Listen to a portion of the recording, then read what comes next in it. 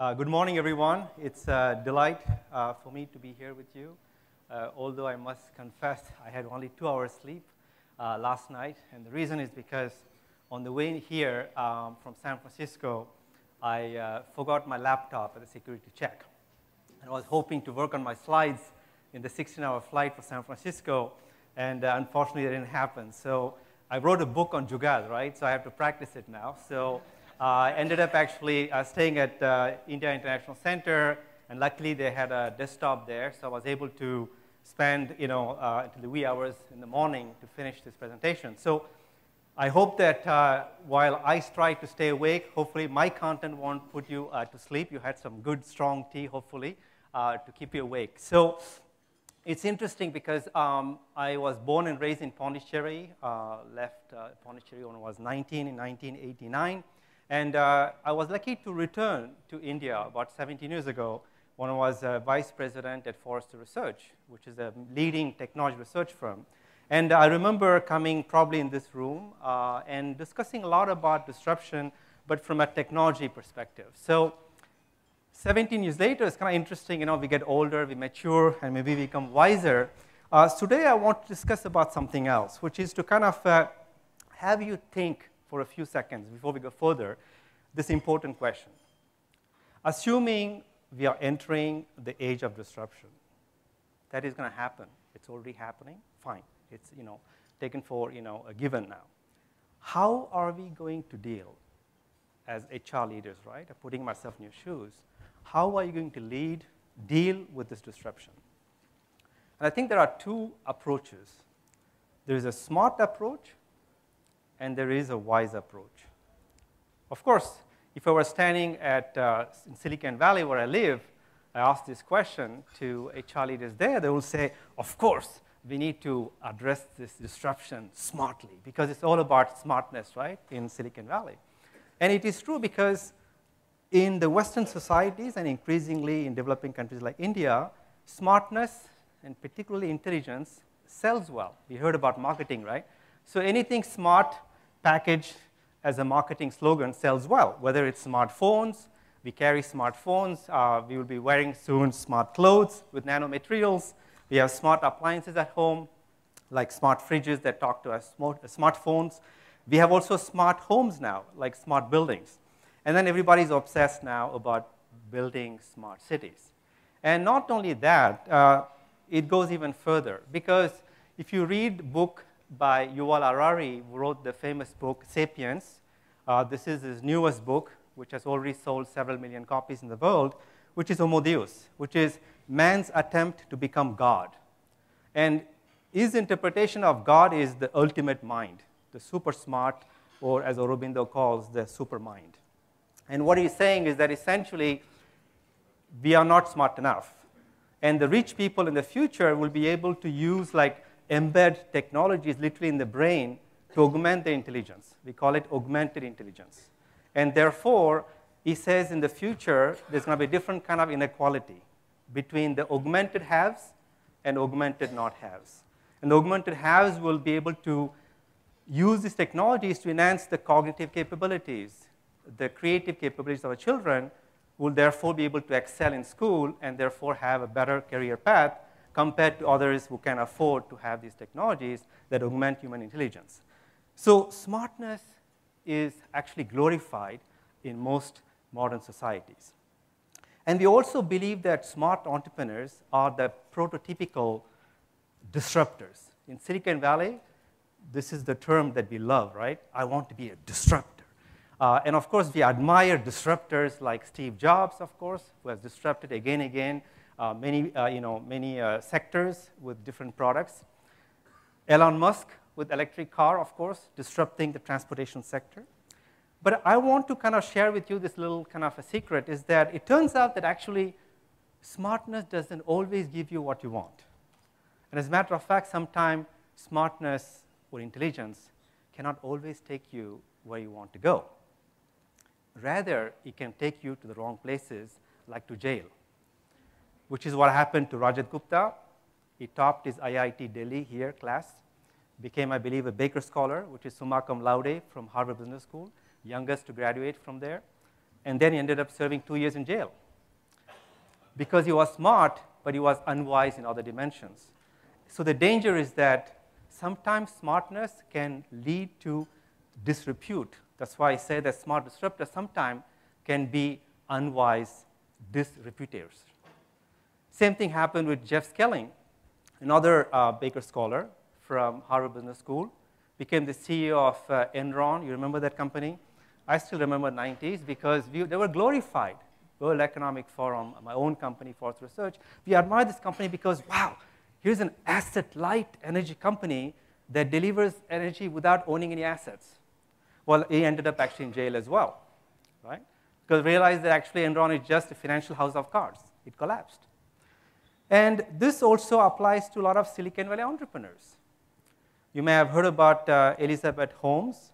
She's actually a Stanford dropout. And she dropped out so she can start this company called Theranos. And the promise of Theranos is that with a tiny, tiny droplet of blood, they can run a battery, an area of test for a fraction of the cost that is charged today by clinics. And it turns out that it's all bogus.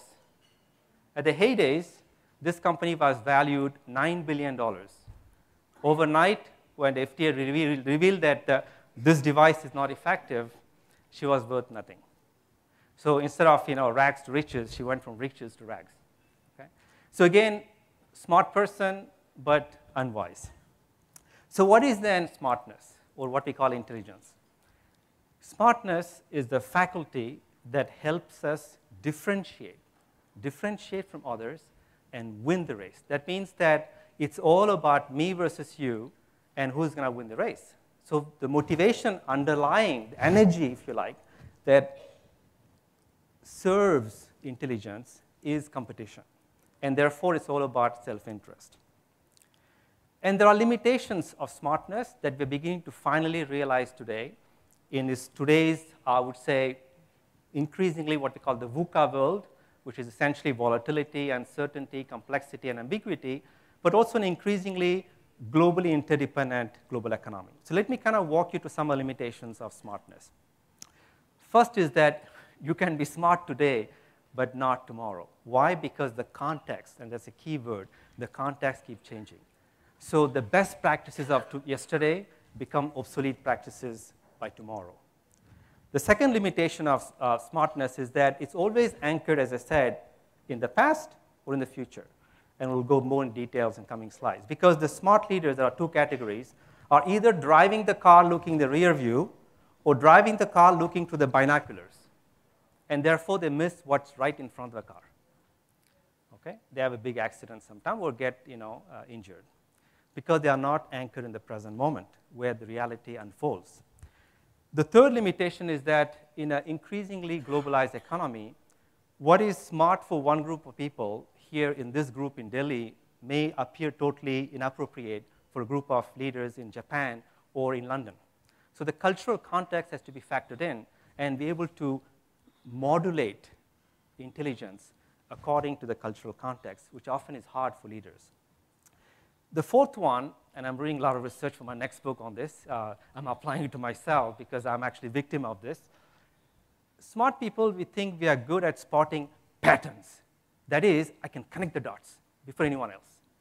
Well, it turns out in neurosciences that that ability to connect the pattern, actually it's not identifying pattern, is actually coming from the limbic system, which is the primal part of the brain, which is the reptilian, is the first one, and then there's the second level, which is limbic. A limbic system is all about pattern. It says threat, opportunity. That's all it matters. And what it does is that when he sees a recurring pattern, something that happened in the past, it says, wow, this is it. Either run away from this danger or go for this opportunity, right? Sometimes it works. By luck, it works. But if you repeat it over time in a time series, you will realize that you'll make more mistakes by following these patterns and make strategic blunders than sometimes restraining yourself from doing so. So all this means that smartness can become very quickly an addiction unless it's anchored in wisdom. And that is going to be, in a nutshell, the takeaway from what's coming in the next few slides. So there are as we studied, me and my co-author, Dr. Prasad Kaipa, who's the CEO coach, we actually looked at, what are the different kinds of smartness that exist out there. And roughly, we realized that there is like a continuum, like a spectrum, if you like, of smartness. And there are kind of two poles, or two kind of categories or kinds of smartness. There are the leaders who are what we call functional smart. They excel in operations. They have an incredible depth of expertise.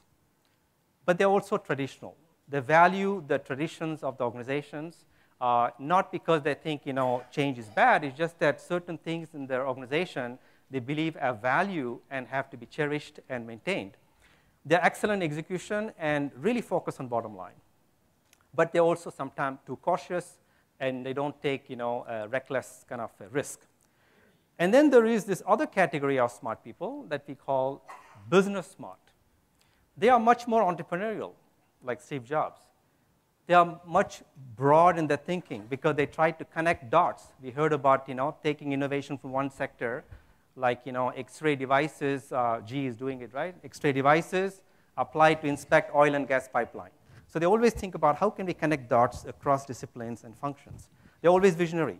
They can see things ahead of anyone else. Always focus on top-line growth, and sometimes very bold and sometimes reckless kind of risk taker as well. So just kind of take a few seconds to look at this definition and look at where do you fit in this kind of categorization. Are you more a functional smart leader, or are you more a business smart leader?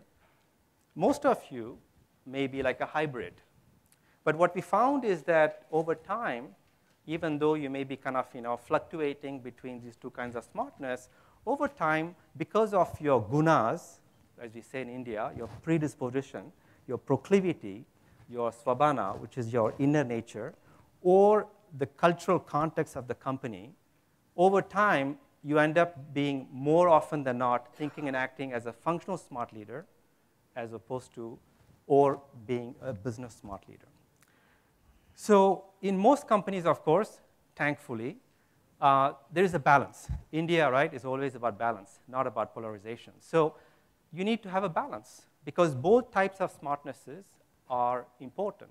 So if you look at, for example, when Apple had Steve Jobs until 2011, Steve Jobs was the quintessential red leader, as we call it, which is the business smart, right? Very visionary, very entrepreneurial, very bold risk taker. But he was tempered in his redness, because red is fire, right? Fire element, Agni. He was tempered by the grounding earth element, Prithvi, which was actually the blue leader, which was Tim Cook. Tim was fantastic in operational excellence. He was head of supply chain, so he can deliver things on time under budget. So this combination between a functional smart and a business smart leader was fantastic because Steve Jobs can conceptualize a lot of stuff, and then Tim Cook can, it was Shiva Shakti, right? A lot of conceptualization, and then Tim Cook could manifest it, make it a reality. And of course, now Steve Jobs isn't there.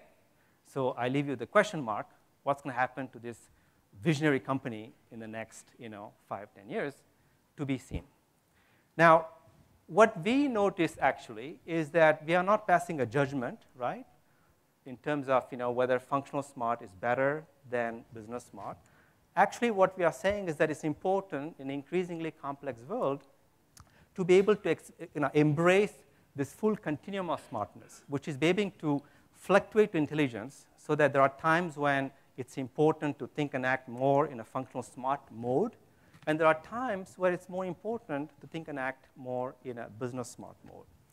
But often, as I said, because we tend to kind of, the pendulum gets stuck in either side, so leaders we observe and study tend to become either too much functional or too much business smart. So what allows you to unstuck and start dancing and fluctuating is when you're anchored in wisdom. So wisdom is actually about transcending and including these two categories of smartness. And when you do that very well, you start practicing what we call wise leadership. So wise leadership, before I introduce in more kind of depth the definition of this concept, it's actually about embracing smartness and adding two more dimensions. I studied computer science in the 90s, and at that time, we were transitioning, and Anita knows very well, probably, we're transitioning from the C language, which is a procedural language, to something called C++, which is object-oriented language. And that was an incredible paradigm shift, because object orientation allows you to have a higher level of abstraction compared to the C language. And same way, if you think about smartness as S, the letter, wisdom is S++. It's still about intelligence, but adding 2 more qualities to it. The first plus is self-awareness, know thyself as a leader. And the second plus is contextual awareness, what's happening around you. So the inner knowledge and the outer knowledge, when enriched with intelligence, becomes very powerful. And that's a nutshell, right? That's what wisdom is. It's about smart plus plus. So in our book, actually, we go more in depth. Shameless plug-in, my book is up for sale outside, so maybe sometime this afternoon you can grab a coffee if you like. And we kind of use this allegory, right, of the turtle and the hare to kind of imply that actually, there is a time to act more like a hare, and there are times when it's better to be more like, the turtle. So let me kind of then go more into the formal definition of what we mean by wise leadership. Wise leadership is the application of intelligence to serve the common good, or what we call a noble cause. Now, last night I was debating whether I should call it the greater good or the common good. And we'll come to that later, because I think that for my generation X, doing the right thing for society and the planet, we called it the greater good compared to the average good. But I heard the question from some of the students today. I think that the next generation, for millennials and Gen Z, the social and ecological responsibility becomes the normal thing for them. And that's why I say this is the common good. Okay? What used to be greater good for us is going to become the common good. So it's about applying intelligence not to serve yourself in a selfish way, but serve others. It's also about balancing action, because in Silicon Valley, it's about, go, go, go, go, go. I just like American movies, because there's always a scene where they say, go, go, go, go, go. Right? I don't know where they're going, but they have to go somewhere. Right? It's always about action. Right? But sometimes it's good to restrain yourself from action, to give yourself the time for reflection and introspection. So introspection is much more inward, and reflection is about what happened. Let's say that there was a failure in the project, right? Reflect on it. Try to derive lessons from it. And introspect on what role you played in it and how you can become a better person. So it's focusing on perfectibility, not perfection. And then it's about repositioning smart leadership in the present moment, here and now. And today we have a fancy word for it. We call it mindfulness, which I hate because it's more than the mind, as you know. But that's how it's called in English now. It's really about connecting with the present moment, because reality unfolds in the present moment, because the past is history and the future is an illusion, right? So present is the only reality. This is where we live. So leadership has to be anchored in the present moment. And then it's about leveraging the 3 other qualities that go with wisdom, which is ethical clarity. It's about discernment, which is the real definition of buddhi, by the way, which is often translated by intellect. But buddhi is really about the laser-sharp discernment. And then humility as well, which is a key attribute of wise leadership. And we have actually set up this website. You can go check out, 6capabilities.com. It's a self-assessment that you can use for yourself as HR leaders and share with your employees as well to find out, what are the capabilities where they demonstrate more smartness as opposed to, wisdom. And I will go deeper into the 6 capabilities, in the next slides. But before I go there, I want to define wisdom, because one of the reasons I think that wisdom got a bad rap, especially in India, which is the birthplace of a lot of wisdom traditions, right? Buddhism, Hinduism, and Jainism, etc., is because we often confuse wisdom, or we have a skewed view of wisdom as being about spiritual wisdom. The monks who live, somewhere in a monastery, or the yogis who live, in Himalayas, right? So that kind of spiritual wisdom, the Greeks called it Sophia. Basically, you are withdrawing yourself from society and from action to become, much more an inner seeker. But there's another type of wisdom that the Greeks valued more. It's called phronesis, which is practical wisdom.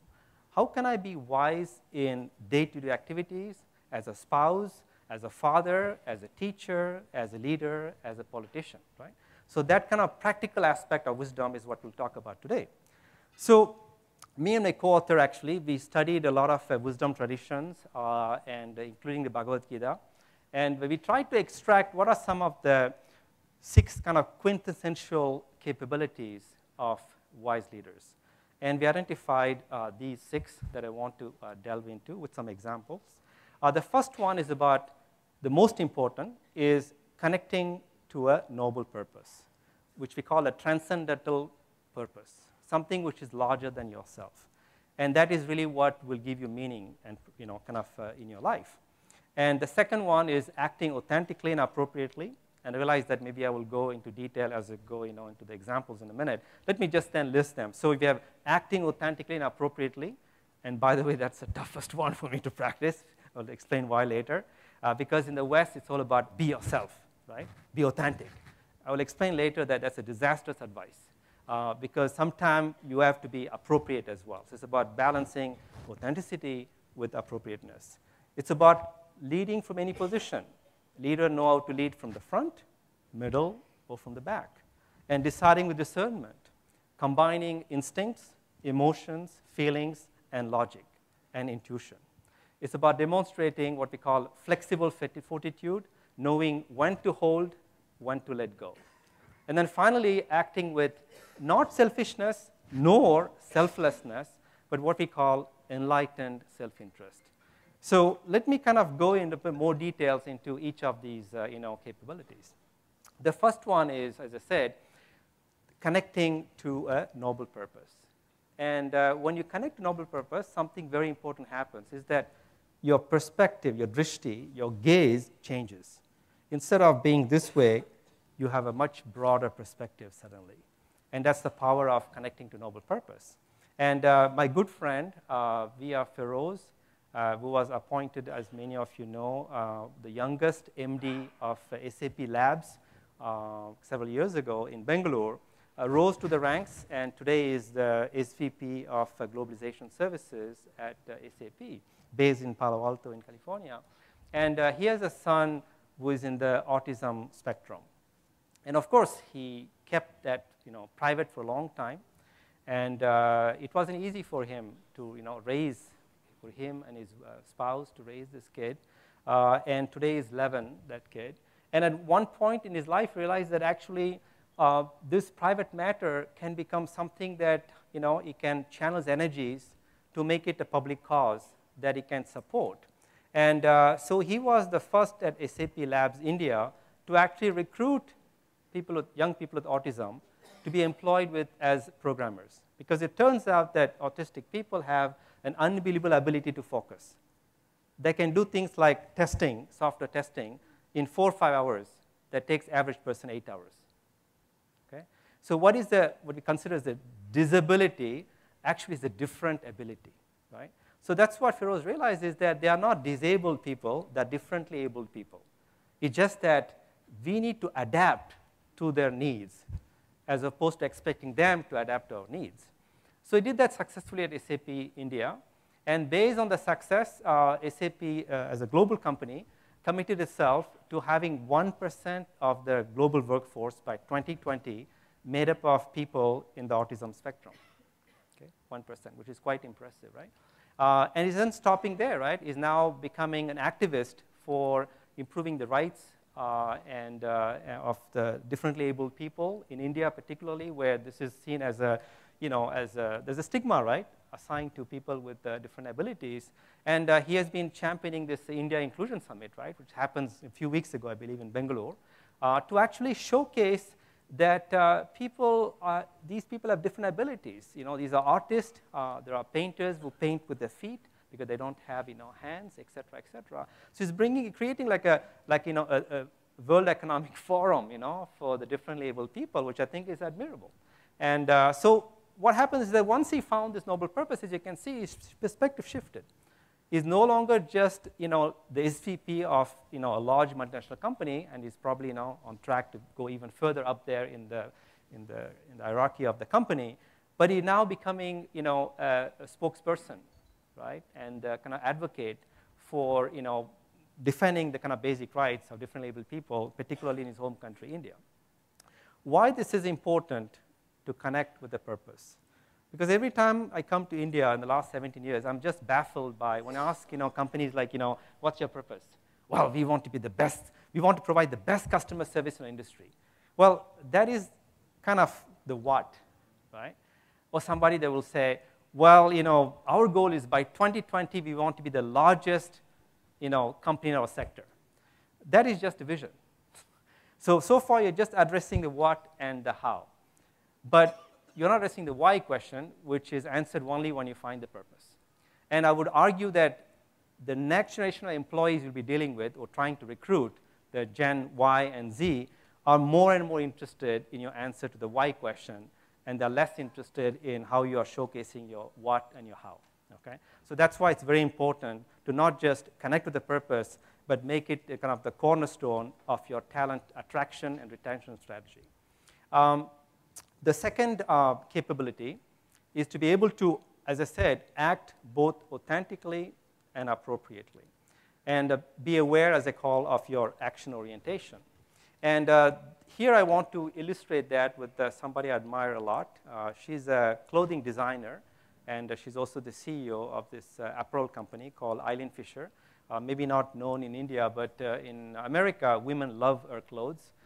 Very simple, very elegant, and extremely durable. Extremely durable. Now, what she's trying to do is she's trying to go against, that's why, right, it's not appropriate, against what the industry does, which is fast fashion. So she's going for another concept called slow fashion. So instead of introducing, dozens of, different designs every year, she introduces only 2-3 seasons a year. And the clothes she designs are designed with, durable materials so that you can keep them long enough that you don't have to keep replacing them. They can be mixed and matched, so you don't have to worry about. So basically, you have more for less in a way. But that's the, the economic side. But now I'm going to go to the social ecological side. It gets more interesting. This is the first apparel company that I know has committed that by 2020, all the materials will be sustainably sourced, no chemical dyes, okay? Only organic materials. And they are working with all the suppliers in the value chain. Several of them are in China and India, so that they can reduce significantly use of water, which is a big problem in coming years. And they have to put a lot of their own money to upgrade the capabilities of the suppliers so they can actually increase their sustainability standards. And it's the only company in the world I know set up 20 years ago a Department of Social Consciousness. The Department of Social Consciousness. And what they do is essentially, somebody asked a question about social consciousness, right? Some young people. So this company, what they do is that, and they are featured in my next book, I'm working on Conscious Society, because they are saying that it's not just enough that we feel responsible for what we do within our four walls, because we have to go all the way upstream to the cotton farmers, make sure that whatever is happening at that level is socially and ecologically responsible. And then also downstream, right, with the contract manufacturers and the sewers they work with in India and China. So what they do is actually they work with all the families and people who actually, the suppliers in India and China, to give them loans for education of the children. They continually upgrade their skill set. And in India, they're doing something more interesting, which is what I call cultural sustainability. They're working with some of the tribal people who have very unique weaving skills. And as you know, they're dying. And the idea is essentially to help them preserve those skills and find a way to integrate these very little suppliers into the global value chain. Okay? And of course, it's interesting because she has been doing it quietly for about 10 years. Why quietly? Because she felt it's the authentic thing to do, because she's an introvert. As an introvert, she didn't want to go publicly talk about it. And she realized that actually it's not enough to just do quietly things, because the rest of the industry is business as usual, right, in the apparel sector. So she's decided to become a militant activist, which goes against her own personality, a guna, right, which is being more introvert. But she says, it's okay. Being shy doesn't stop me from speaking publicly about what I believe in. So she, in the last couple of months alone, she's becoming more publicly visible now, going for this because I don't know if you know that, but actually, if my memory serves well, it's the apparel industry is one of the most polluting industries in the world. It's one of the largest that's contributing to the climate change. We don't realize that. So if there's one sector that can really help overcome climate change, is a sector, but things are not moving fast enough. So now that she has walked the walk, she's willing now to talk the walk. Okay? So this is how she's learning to balance authenticity and what's appropriate, not only for her value chain, but for the whole society as a whole by speaking publicly. Next comes role clarity. That is, when is it appropriate to lead from the front? Because we always think the leader is like the one in front.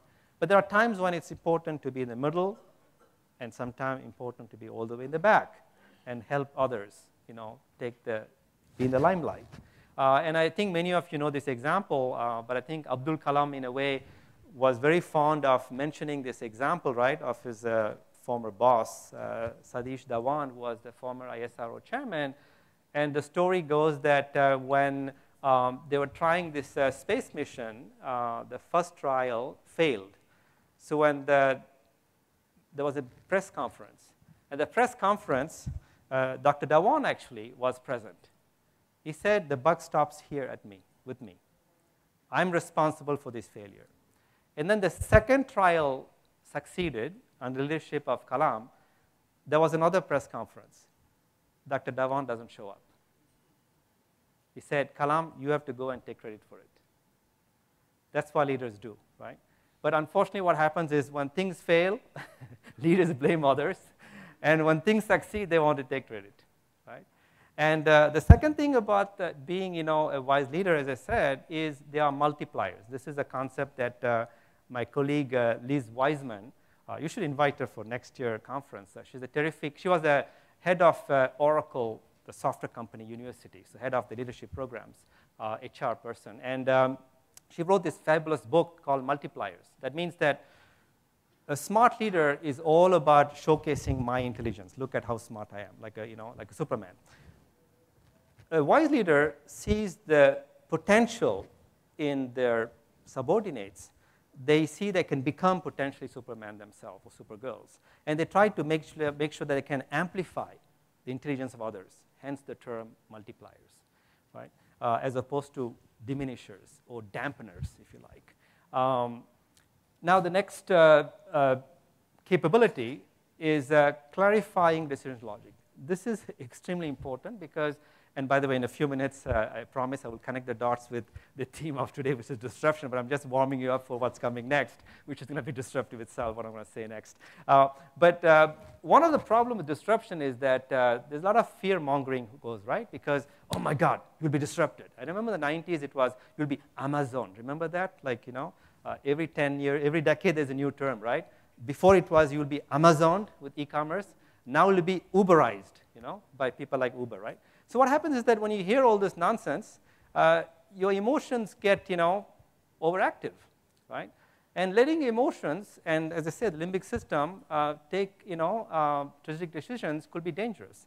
So when the external context becomes more and more murky, more and more turbulent, you need to pay attention to what is the energy that drives your, what we call decision logic.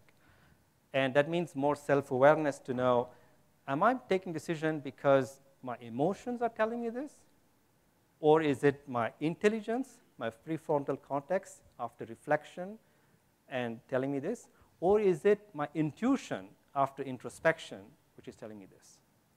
And we'll come to that in a minute, some of the simple tools to use to find out among these three inputs what is the most dominant. But the point is that you need a mix of all three, right, to be a good leader. So one example here I thought illustrates very well this balancing act between intuition, emotion, intelligence is Merkel, Chancellor Merkel from Germany. And as you know, she's a chemist, I believe biologist, so scientist by training, very logical, very rational, super smart. But she's also a woman, very empathetic, and also very intuitive. And when she made a decision, as you know, several years ago, to welcome refugees, it didn't go well within her own party. because they felt that it's going to actually fuel the rise of the far-right party, which turns out to be true in the recent elections. But she felt that, again, she was empathetic to, first of all, to these women who have to flee these very harsh conditions with little babies to find the promised land in Germany so they can build a better future for their children. So there was empathy, of course, but there was also this rational, pure core logic which was involved, because she knew that by 2020, 50% of the industrial workforce in Germany will be retiring. Germany is aging at an alarming speed.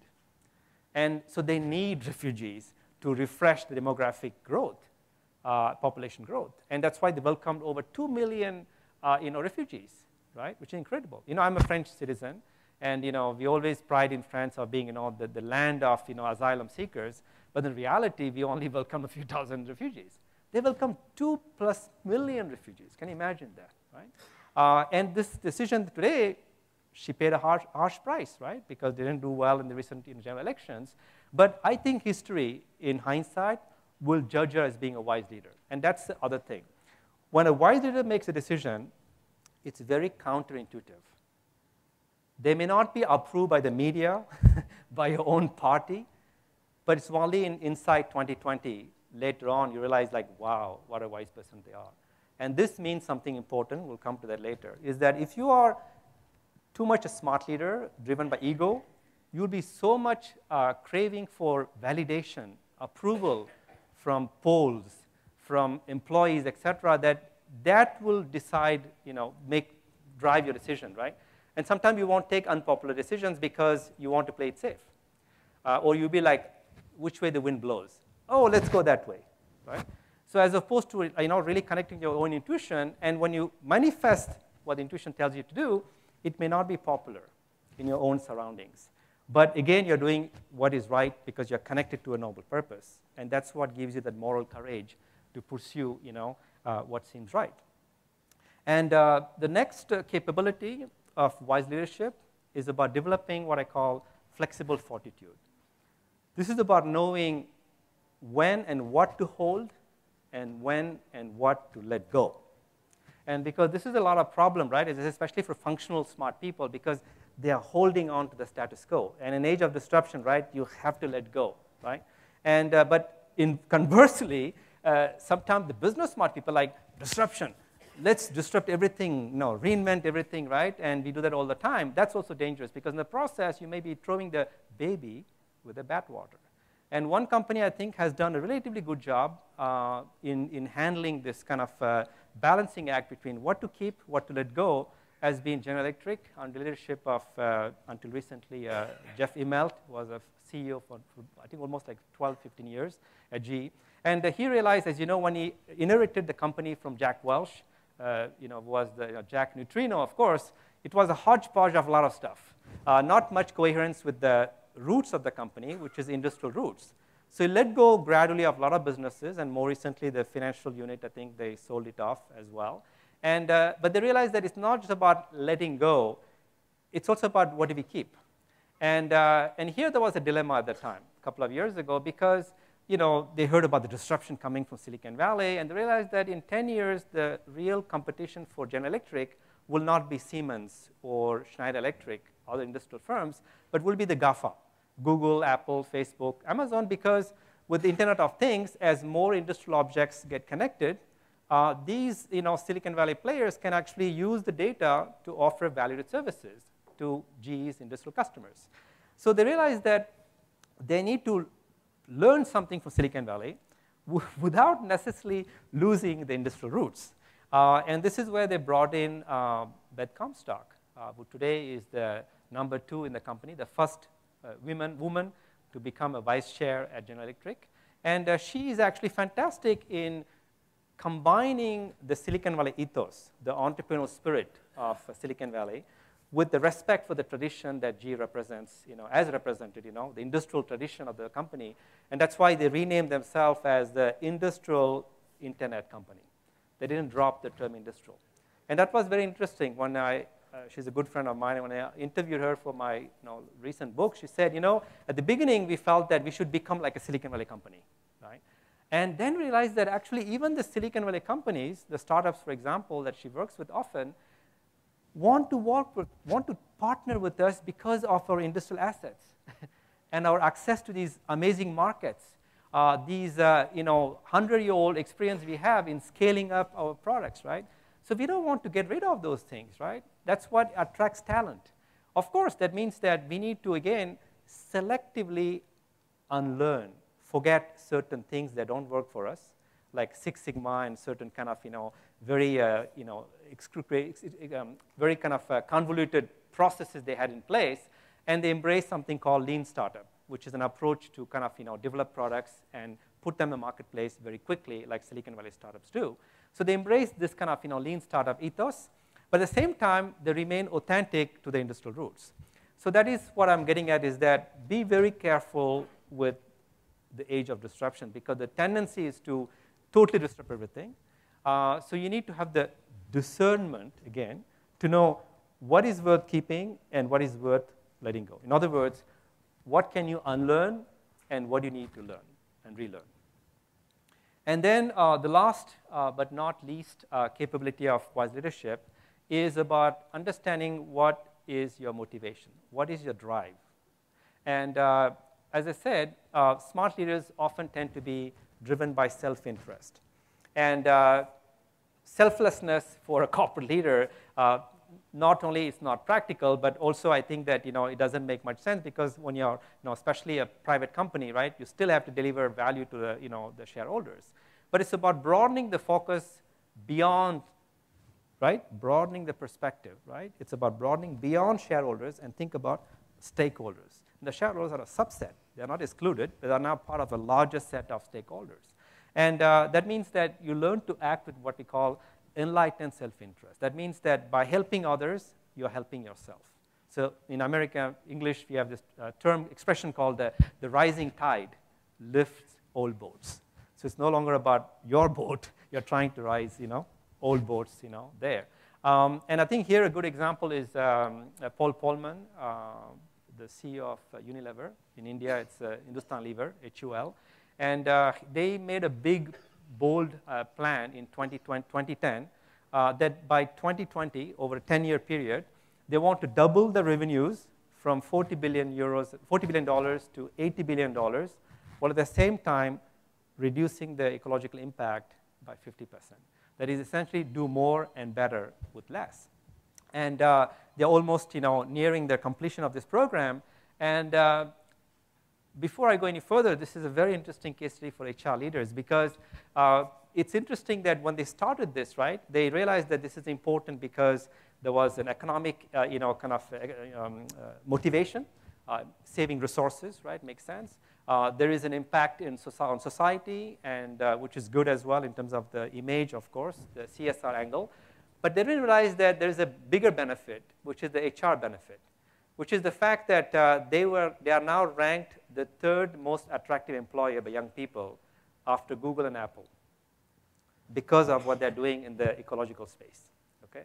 So it's becoming now a talent magnet, right? Because of this focus on doing the right thing for the society and planet, because they also want to deliver, as you know, clean water and sanitation services to about 1 billion people by 2020 as well. And there's one more thing they're doing, which I think is quite fascinating, as an evidence of this enlightened self-interest. They are now sharing, as open source, some of the technologies they're developing to reduce the carbon footprint. So for example, this is a technology that allows them to reduce the amount of aluminum and emissions from the deodorant cans by 50%. And so it's the same performance, but at the same time, using less aluminum and less, CO2 emissions. And after having an exclusivity of a year or two, they made it open source so that other companies can take this technology and build their own products. So I think this is something that, enlightened self-interest do. And Nanita, I may be wrong, but I think now I remember in my book we talked about also, I think Narayana Murthy did that as well in Infosys when he shared the CMM level 5 certification process, right? When Infosys, and that's an interesting case study because at that time, right, I mean, Infosys and Mr. Narayana Murthy idea was that actually the whole India has to be in the radar of multinationals. right? Because India was as a region, right? For people like GE to attract them to India so that they can begin to, outsource and offshore a lot of the IT services here in India. And so when I believe, correct me if I'm wrong, but when I think Infosys got CMM level 5 certified, and I think you shared that process with publicly, right? Again, rising tide lifts all boats. Because once the MNCs come to India, then we can compete, right? But if you're not even coming to India, it doesn't make any sense, right, to protect and hoard, any kind of IP, right? So that's really what enlightened self-interest is about, right? By helping others, we help ourselves as well. Now, let me wrap up by going now. So far I shared the 6 capabilities, right, about wise leadership. You can apply them, of course, to yourself, HR leaders. But also what I want to do is talk about a typically Western concept. Okay? Why is it Western? Because this is based and rooted in a Western view of notion of time. Time in the Western mindset is linear, sequential, unitary.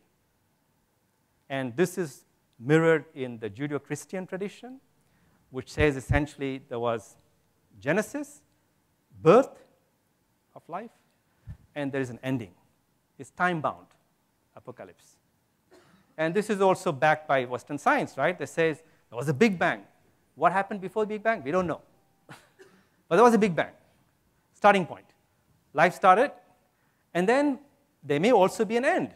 And there are different terms for it. There's some people call it the big freeze, the point of equilibrium, when the universe stops, expanding further. There's a big crunch. It's going to collapse. Right? It's very much a very limited view of what is life. And therefore, disruption means end of life. You get my point, right? Disruption equals death, right, of existence, right? Very apocalyptic view, right? Of course, in India, we have a different notion of time, which is nonlinear and circular, right? And as a matter of fact, right, we have, God, right? The term God essentially is generator, operator, and sustainer, right? Sorry, destroyer, right? So we have Brahma, Vishnu, and Shiva, right? We don't glorify, too much, disruption because it's part of this loop going on forever, right? As a matter of fact, I don't know if you know this, but at the entrance of CERN, in Switzerland, this giant particle accelerator, there is a Shiva Nataraja statue at the entrance. Because the cosmic dance of Shiva is nothing else than creative disruption. And what they're finding now in quantum physics is that the subatomic level, creative disruption is happening all the time.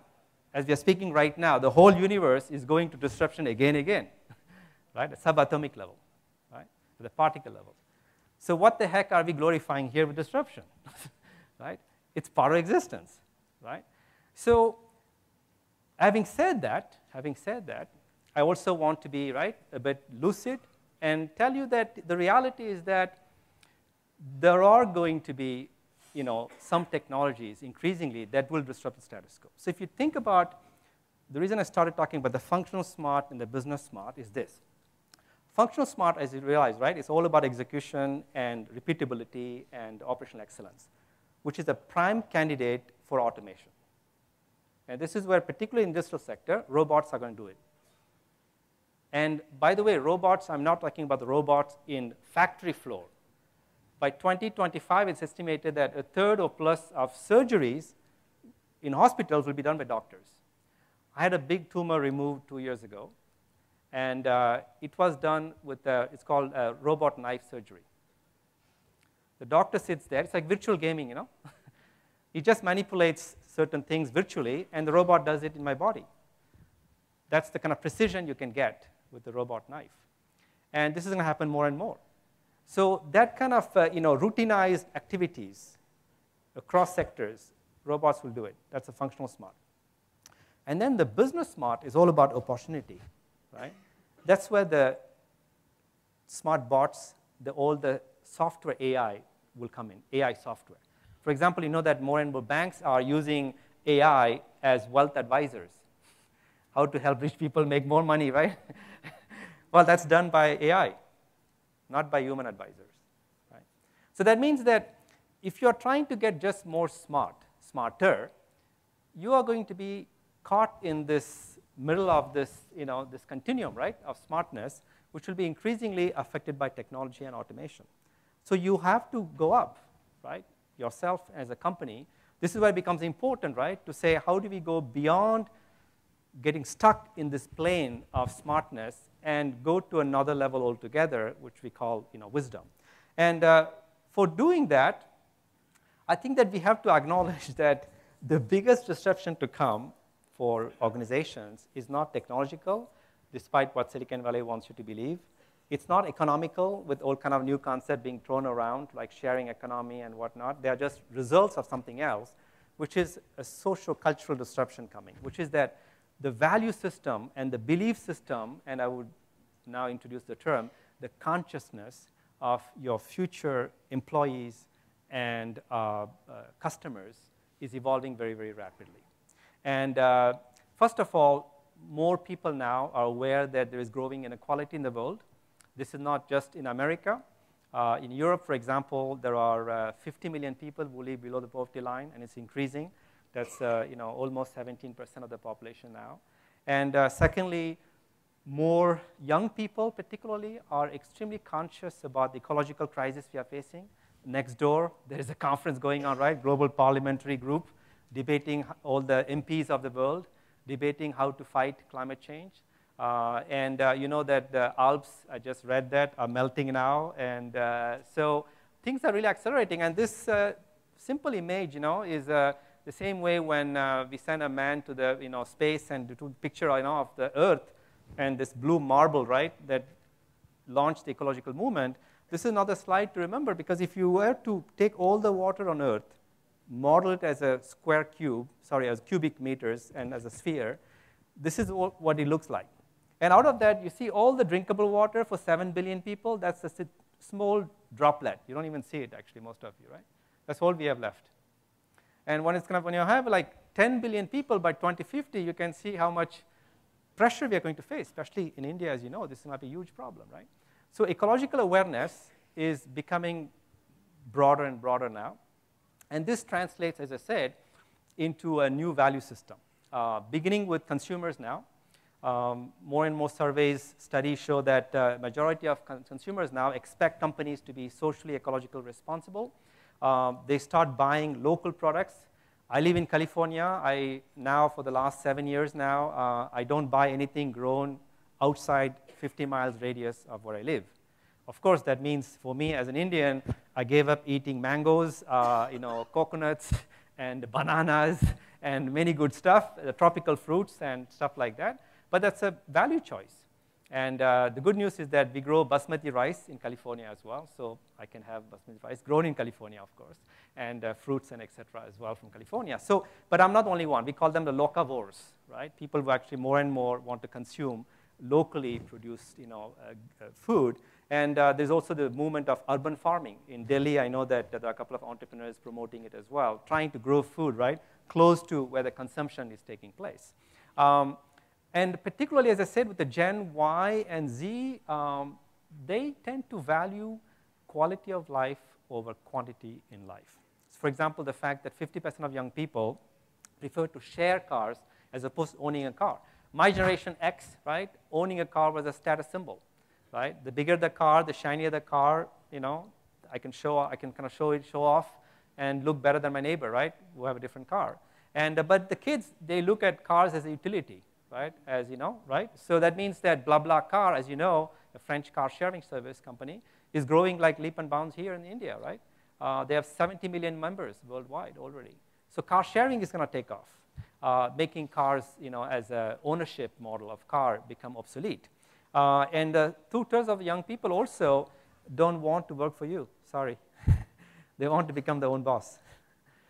They want to become entrepreneurs. It's estimated that the average millennial will have at least 5 different career paths.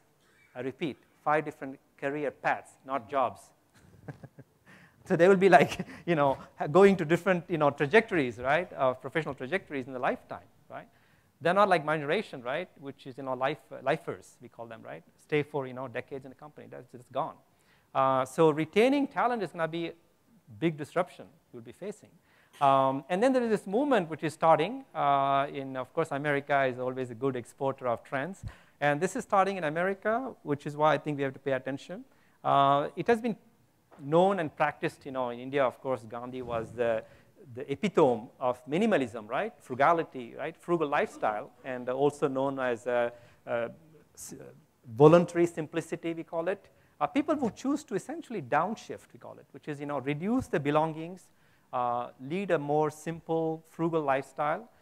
This is the case of Ryan and Josh in the 30s who left their cushy jobs, hefty salaries, abandoned the big houses, the cars, to go live in Montana, I believe, in America. And they started promoting this concept of minimalism, which is, less is more. How do we live with less? And today they have 20 million followers on social media, 20 million in America alone. Okay? So there's a huge trend starting, right? Young people becoming essentially more conscious. And that's kind of where I want to spend some time. Because the title was about conscious society, right? So I have to kind of touch upon it. So this is a book I'm working on. It has been 2 years in work in progress. It's coming out end of next year, 2018. And I'm really looking at what's really happening is that there's a global awakening happening.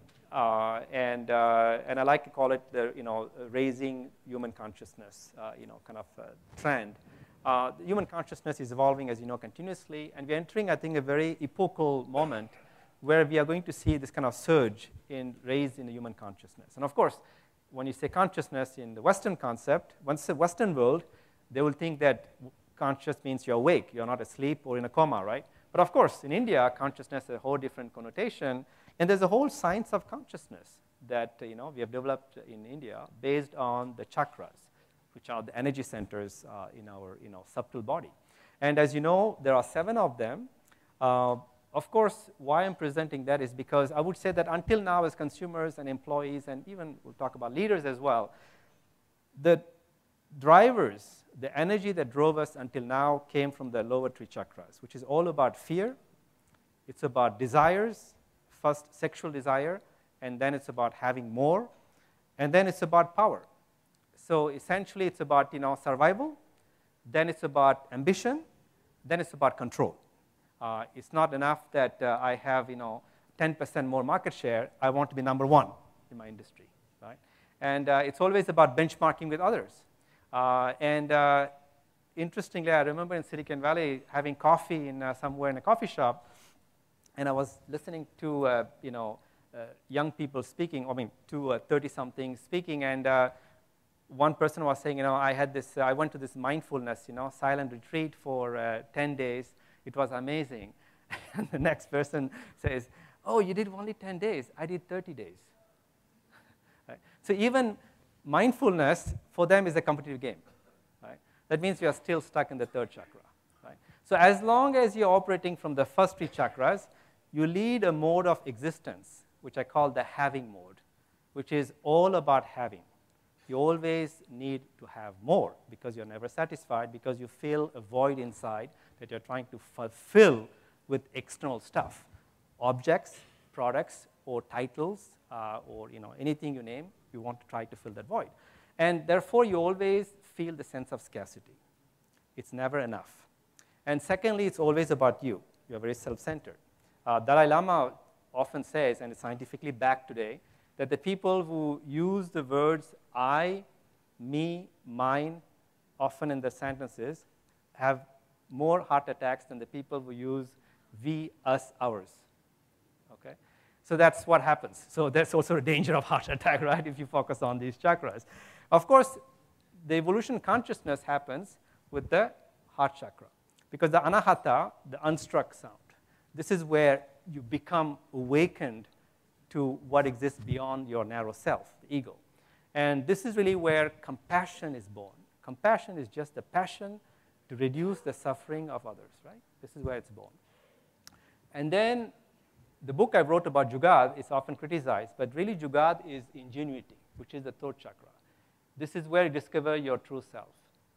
We are all born with a unique song that each of us is uniquely qualified to sing.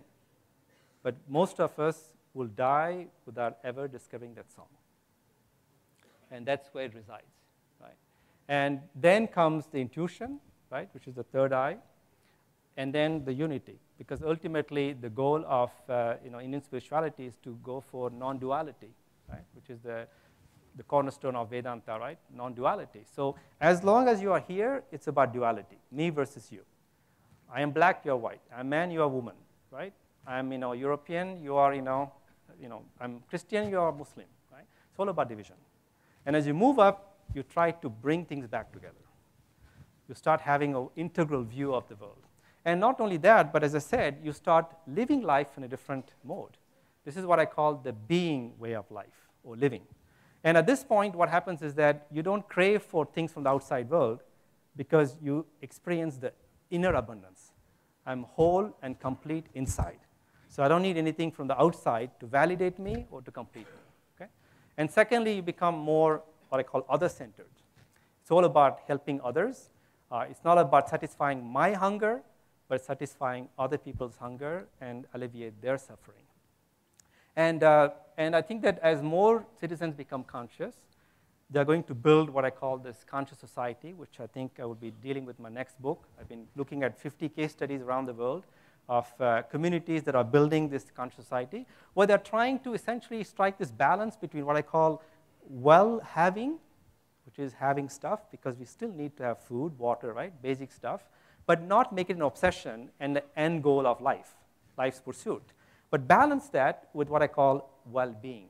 And the art of well-being, we haven't practiced enough, I think. So, and the consciousness is the bindu, the dot. That's what allows you to find that beautiful balancing act.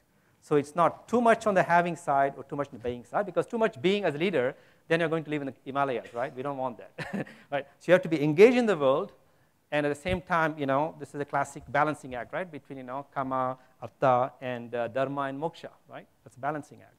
So now, let me tell you something more relevant for you, because so far we talked about the consumers becoming more conscious, but what happens if employees become conscious? Here, I think we have to, start questioning some of the interesting, somebody heard about the employee aspirations, right? One of the questions asked earlier, right? I think that the employee aspirations is an interesting term because often we think about needs more than aspirations, right? And the needs, of course, for a long time, we talked about, the Maslow's hierarchy of needs, right? Which is, all about, my basic needs have to be covered first before I can really think about others. But I would argue that this hierarchical view and linear view of life, it's about life as well, which is in my 20s, 30s, 40s, 50s, I work hard, get decent kind of material comfort, and then I set up a foundation, give back in my 60s, right? That model is gone, I think, in coming years. Because instead of climbing a ladder, the young people want to blossom like a flower. Because they are more and more self-aware that they have a gift to offer to the world. And they want to unfold themselves, realize the fullest potential in a receive and give dancing performance with society and with nature. So what it means as HR leaders, I think that you have to become actually meaning makers. I've only 2 more slides, I'm done, sorry. You have to become meaning makers because these kids, I'm telling you, it's amazing. I'm getting like 3, 4 emails every week now. I don't know what's going on in my life itself, coming from teens, 12, 13. And they're saying, I'm in high school and, my parents, want me to go to MIT. I got admitted to MIT. I'm not interested in going to MIT because I think I want to become something else.